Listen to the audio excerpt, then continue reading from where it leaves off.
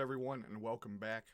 This is going to be kind of a second part to yesterday's, or I guess at this point it would be the video from 2 days ago, where we talked about the Pestilence Scourge event.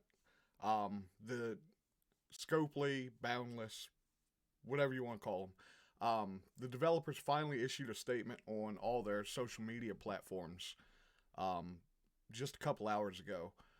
It says, with the Pestilence Scourge event in full swing, there have been a few issues, and we want to provide you with some updates. First, there was a number of accounts that have appeared on the leaderboards that clearly could not have earned the points necessary to get there. The dev team is manually reviewing each of these profiles in real time and banning any accounts that fraudulently acquired these points. To maintain the integrity of the rank rewards, there will be a delay period of roughly 24 hours after the event ends to allow time to review the final standings beyond the top 100 of the leaderboards and remove any accounts that didn't rightfully earn their place. As there are many accounts to review, this does mean that there will be a delay in delivering shards for Morgan Le Fay, but we will work as quickly as possible to minimize the waiting time. Second, there are several scourges that are currently not functioning and are basically free points. As many players have already been able to take advantage of this, we will leave these scourges unchanged for the duration of this event. These functionality of the scourges will be fixed for the next scourge event. Those scourges involve Dark Resolve 1 and 2, Vile Rally, Poisoned Energy 1, and then Back in the Fight. Now, while they say that for the remainder of the event, those scourges will be left as is, we'll go through the rest of this here in just a moment, but they fail to address one scourge that wasn't working properly for the first 24 hours that they silently, did a hotfix for on the server side. And that was all enemies had an extra 30% health. I didn't see this in action, but the way that I have seen videos and seen the discussion regarding it was what would happen is you could put in, some whatever team you quit out and then go back in with your real team, and then the enemies would be 30% less in health.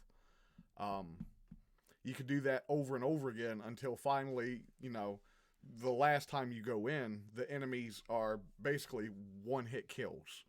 That was the way I understood it in the videos that I saw on it. That's what it looked like was happening. So they don't address that at all. Again, that was silently, they deployed a hotfix to the server to address that within the first 24 hours.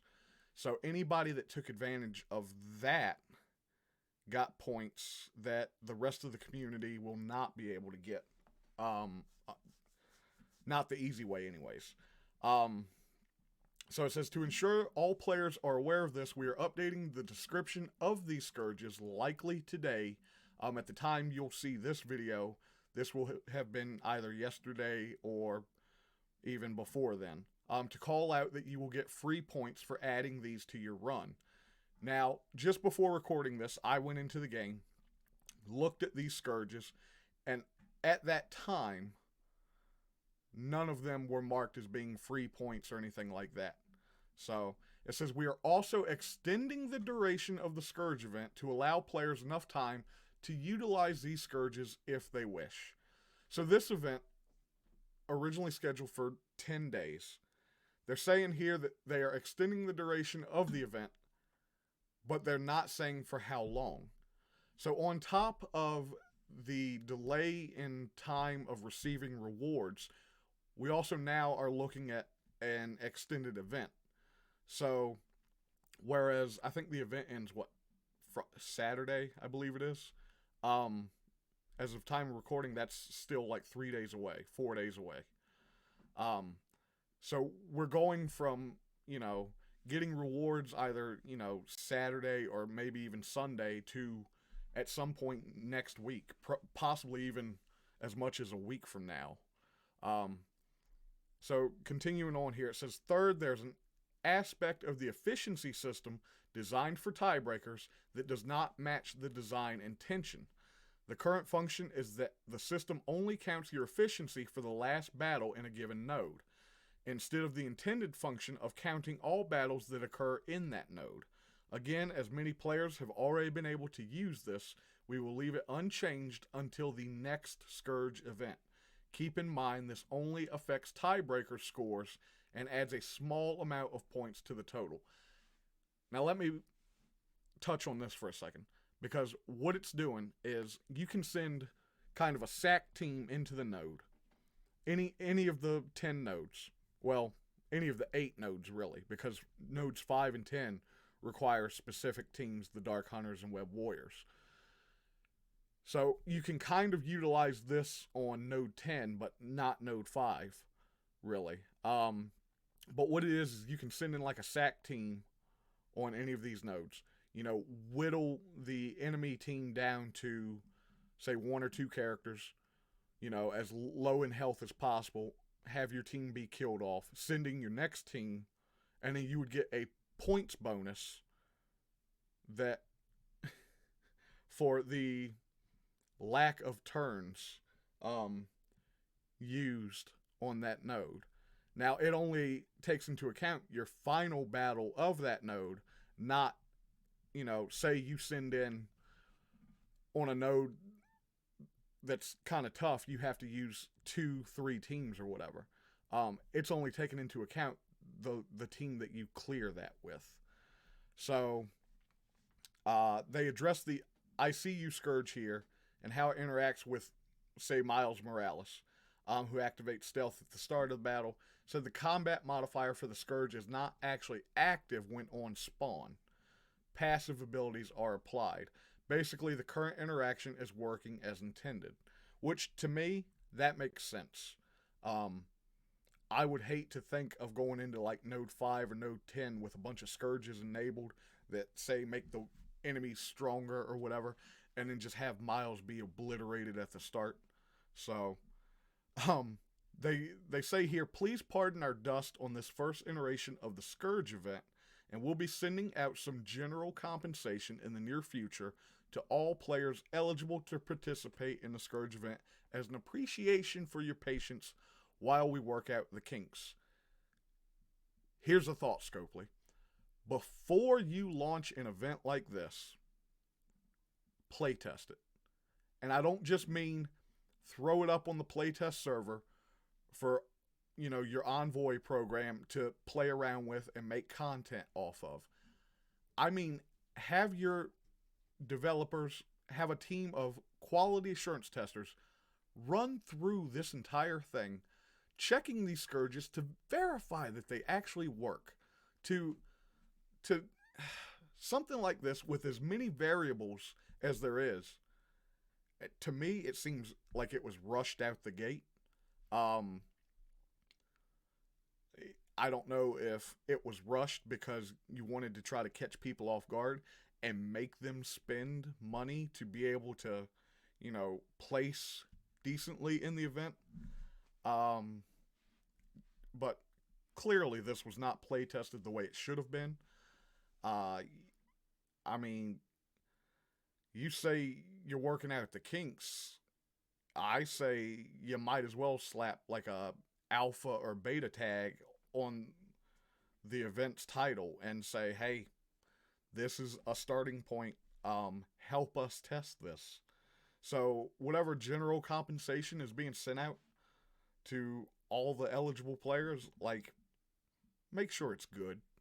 Like, don't just be, hey, here's 100 power cores or something like that. Just,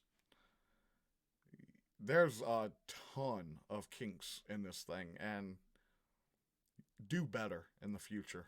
Like, for as much money as this game makes, you can afford a team of QA testers. Trust me on that. It says, keep in mind that the Pestilence Scourge event will run another iteration in the future, and milestone rewards can be earned again. That right there is a really great thing, because you have 100 Morgan shards just in the milestones alone. So as long as they keep that, you know, players who aren't able to score highly in the event, at least every time the event rolls around, as long as you keep those 100 shards in the milestone, those players are guaranteed 100 shards plus whatever the ridiculous ranking system affords them as well. So yeah, I mean, kudos on that, I guess. But I mean, that's the least you could do for something like this. It says, we are thrilled to see so many players expressing how much fun they are having in the Pestilence Scourge event, and will work to ensure that future Scourge events are even better. Well, let me tell you, the first day of this event, for me anyways, was fun. Once it started coming out, you know, seeing people cheat the leaderboards, and stuff like that, like, that made it not fun. So maybe address whatever you have to on the back end of the game to ensure that people are placing where they're supposed to. And maybe then the community will actually care more. I've seen a lot of discussion in my circles that people are just tired of wanting to try when there's so many kinks, as you phrase it here, that need to be worked out. So, you know, whatever the next Scourge event is, I hope you learn from this one and address that one better. But that's going to do it for this video. Kind of a part 2 to the Pestilence Scourge event video that was posted a couple days ago. So, until next time, thanks for watching. Like this video, be sure to subscribe to the channel if you haven't already, and we'll see you tomorrow.